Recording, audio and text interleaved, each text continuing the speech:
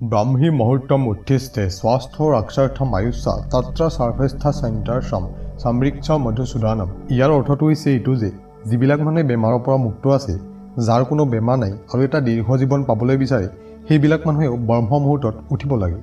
ব্ৰহ্ম মুহূৰ্ত অৰ্থাৎ সেইটো চমৎকাৰী সময়, সেইটো অমৃত বেলা, যিটো সূৰ্যোদয়ৰ 96 মিনিট আগৰ সময়টো কোৱা হয়। যদি আপোনালোকে সেইটো সময় ঠিকমতে ব্যৱহাৰ কৰিবলৈ শিকি যোৱা, তেনেহ'লে খুব কম সময়ৰ ভিতৰতে আপোনালোকৰ জীৱনত হোৱা কিছুমান পৰিৱৰ্তন দেখি আপুনি আচৰিত হৈ যাব আৰু আপুনি আপোনাৰ জীৱনৰ যিকোনো সপোন ইমান সহজতে এচিভ কৰিব পাৰিব, যাৰ কথা আপুনি সপোনতো ভবা নাছিলে। আজি মই আপোনালোকক এইটো ক'বলৈ গৈ আছোঁ যে ব্ৰহ্ম মুহূৰ্তত আমাৰ ইউনিভাৰ্ছ অৰ্থাৎ বিশ্ব ব্ৰহ্মাণ্ডত এনেকুৱা কি হয় যে যাৰ কাৰণে ব্ৰহ্ম মুহূৰ্তটো ইমান পাৱাৰফুল অৰ্থাৎ মহত্বপূৰ্ণ বুলি কোৱা হৈছে। প্ৰথম কথাটো হৈছে ল' অফ এট্ৰাকশ্যন, অৰ্থাৎ আপুনি যেনেকুৱাকৈ ভাবিব, যেনেকুৱাকৈ এই বিশ্ব ব্ৰহ্মাণ্ডৰ পৰা বিচাৰিব, এই ব্ৰহ্মাণ্ডই তাৰ পৰিৱৰ্তে আপোনাক তেনেকুৱাকৈ দিব। এতিয়া আপোনালোকে ভাবিব পাৰে যে আপুনিতো গোটেই দিনেই ভাবে, কিন্তু এইটোৰ আকৌ ব্ৰহ্ম মুহূৰ্তৰ লগত কিহৰ সংযোগ? কিন্তু হয়, ইয়াৰ ব্ৰহ্ম মুহূৰ্তৰ লগত সংযোগ আছে। ধৰা হওক আপুনি কিছু সময়ৰ কাৰণে এনেকৈ ভাবক যে আমাৰ এই বিশ্ব ব্ৰহ্মাণ্ড হৈছে মোবাইল ফোনৰ নেটৱৰ্ক আৰু আমাৰ ব্ৰেইনটো হৈছে মোবাইল ফোন। তো দিনৰ সময়ত সকলোবিলাকে জাগি থাকে আৰু সকলোবিলাক মানুহে কিবা নহয় কিবা থট এই ইউনিভাৰ্ছত পঠাই থাকে, আৰু সেইটো সময়ত যদি আপুনিও কিবা থট এই ইউনিভাৰ্ছত পঠাই দিয়ে, তেনেহ'লে সেইটো ৰিয়েল লাইফত মেনিফেষ্ট হোৱাত বহুত টাইম লাগিব।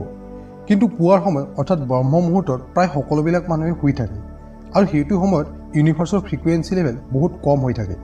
সেইকাৰণে সেইটো সময়ত ভবা যিকোনো কথা ৰিয়েল লাইফত মেনিফেষ্ট হোৱাৰ চান্স বহুত বাঢ়ি যায়। আপুনি নিজেই ভাবকচোন, যদি আপুনি ক'ৰবাত যাব লাগে, তেনেহ'লে আপুনি ৰাতিপুৱাৰ ভাগত ৰাস্তাটো খালী থকা সময়ত সোনকালে গৈ পাব নে ৰাস্তাত ট্ৰেফিক থকা সময়ত সকলোতকৈ আগত গৈ পাব? অভিয়াছলি আপুনি ৰাতিপুৱাৰ সময়ত সোনকালে গৈ পাব। ঠিক একেদৰে ব্ৰহ্ম মুহূৰ্তত ইউনিভাৰ্ছত ভবা কথা ট্ৰেফিক বহুত কম হয়, আৰু সেইকাৰণে সেইটো সময়ত ভবা যিকোনো কথা ৰিয়েল লাইফত মেনিফেষ্ট হোৱাৰ চান্সেছ বহুত বেছি হয়। সেইকাৰণে প্ৰায় সকলোবিলাক ধৰ্মতে ৰাতিপুৱাৰ প্ৰাৰ্থনাটোক সকলোতকৈ বেছি গুৰুত্ব দিয়া হয়। আৰু তাৰ কাৰণে বেঞ্জামিন ফ্ৰেংকলিনৰ দৰে ইমান জ্ঞানী ব্যক্তি এজনেও কৈছিলে যে early to bed and early to rise makes a man healthy, wealthy and wise. দ্বিতীয়তে হৈছে কছমিক এনাৰ্জি অৰ্থাৎ বিশ্ব শক্তি। আপুনি জানেনে যে হিন্দু শাস্ত্ৰ অনুযায়ী একদিনক 4টা ভাগত ভাগ কৰা হৈছে।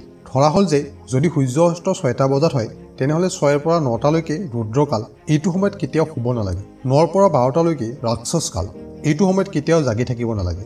12টাৰ পৰা 3টালৈকে গান্ধৰ্ভ কাল, যিটো সময়ত আমি গভীৰ টোপনিত থাকোঁ। 3টাৰ পৰা 6টালৈকে মানুহৰ কাল, এইটো সময়ত আমি যিকোনো ক্ষেত্ৰতে বিচনাৰ পৰা উঠিব লাগে, কিয়নো মনোহৰ কাল চলি থকাৰ সময়ত আমাৰ বিশ্ব ব্ৰহ্মাণ্ডত কছমিক এনাৰ্জি অৰ্থাৎ বিশ্ব শক্তি সকলোতকৈ বেছি পৰিমাণে থাকে।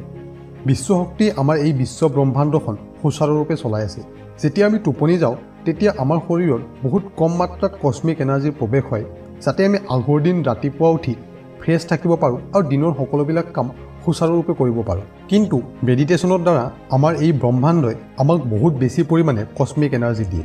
এতিয়া আপুনি নিজেই ভাবক যে মনোহৰ কালত আগৰ পৰাই ব্ৰহ্মাণ্ডত কছমিক এনাৰ্জি বহুত বেছি পৰিমাণে থাকে, যাৰ কাৰণে সেইটো সময়ত কৰা মেডিটেশ্যন ইমানেই পাৱাৰফুল হয় যে আপুনি খুব কম সময়ৰ ভিতৰতে নিজৰ ভিতৰত স্পিৰিচুৱেল এক্সপিৰিয়েঞ্চ পাবলৈ ধৰিব।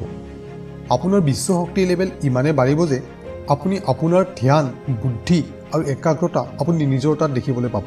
আপোনালোকেতো ছাবকনচিয়াছ মাইণ্ডৰ বিষয়ে নিশ্চয় শুনিছে অথবা পঢ়িছা, আৰু যদি আপোনালোকে ছাবকনচিয়াছ মাইণ্ডৰ বিষয়ে বেছিকৈ জানিব বিচাৰে, তেনেহ'লে আপোনালোকক মই ছাজেষ্ট কৰোঁ যে আপোনালোকে দ্য পাৱাৰ অফ ছাবকনচিয়াছ মাইণ্ড এইখন কিতাপ পঢ়িব পাৰে, কাৰণ ময়ো এইখন কিতাপৰ পৰাই কিছু কথা এইটো ভিডিঅ'ত আপোনালোকৰ লগত শ্বেয়াৰ কৰি আছোঁ। যদি মই আপোনালোকক ছাবকনচিয়াছ মাইণ্ডৰ কথা এটা শব্দত কওঁ, তেনেহ'লে আপুনি যদি আপোনাৰ ছাবকনচিয়াছ মাইণ্ডত যিকোনো কথা সোমাই দিব পাৰিছে, তেনেহ'লে সেইটো আৰু সঁচা হোৱাৰ পৰা এই পৃথিৱীত কোনেও ৰখাব নোৱাৰে। তো বন্ধু বান্ধৱীসকল, এই বিশ্ব শক্তি আমাৰ ছাবকনচিয়াছ মাইণ্ড অৰ্থাৎ আমাৰ অৱচেতন মনক বহুত শক্তিশালী বনাই দিয়ে, আৰু সেইবাবে বেছিৰ পৰা বেছি কছমিক এনাৰ্জি পাবলৈ সাধু সন্তোষীবিলাকে ধ্যান অৰ্থাৎ মেডিটেশ্যন কৰে।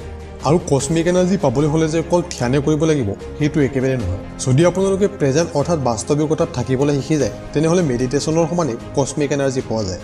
আৰু আপোনালোকে যদি বিশ্বাস নকৰে, তেনেহ'লে ভিডিঅ'টো 1 মিনিট সময়ৰ কাৰণে প'জ কৰি আপোনাৰ বৰ্তমানত কি হৈ আছে তাৰ ওপৰত আপুনি ধ্যান লগোৱা। দেখিবা আপুনি প্ৰেজেণ্ট মুমেণ্টত যোৱাৰ লগে লগে আপোনাৰ ধ্যান পোনপ্ৰথমে উশাহ নিশাহত আহিছে, যিটো আমি মেডিটেশ্যনৰ দ্বাৰা কৰা হয়। মই আপোনালোকক বাছ এইটোৱে ক'ব খুজি আছোঁ যে ব্ৰহ্ম মুহূৰ্তত আমাৰ ইউনিভাৰ্ছত কছমিক এনাৰ্জি বহুত বেছি পৰিমাণে থাকে, যাৰ ফলত সেইটো সময়ত আমি একাগ্ৰতাৰে কৰা যিকোনো কাম পঢ়াই হওক বা মেডিটেশ্যনেই নহওক কিয়, সেইটোৰ ৰিজাল্ট সদায় এক্সট্ৰা অৰ্ডিনাৰী হ'বই।